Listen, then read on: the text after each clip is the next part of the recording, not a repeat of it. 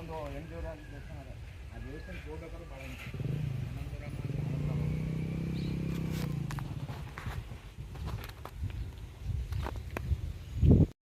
ಕೆಲಸ ಹಿಡಿತದೆ.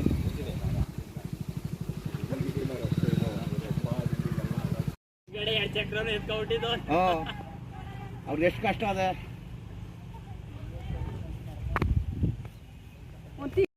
ಆ ಕಾಲವೇ ಹಿಂಗೆ ಹೋಗುತ್ತೆ. ಮಾಡಿದ್ರೆ ಸ್ವಲ್ಪ ಸರಿ ಆಗುತ್ತೆ. ಅದೇ ಇಳಿಜಾರಿನಲ್ಲಿ ಹಂಗೆ ನೋಡಿ ಸರ್. ಅಲ್ಲಿ ಹಂಗೆ ಆ ಥರ ಹೋಗ್ಬೇಕು ಸರ್. ನಡ್ಕೊಂಡು ಹೋಗ್ತಾಯಿಲ್ಲ. ಮಾಡಿಕೊಡಿ ಸರ್. ಮಾಡಿಕೊಡಿ.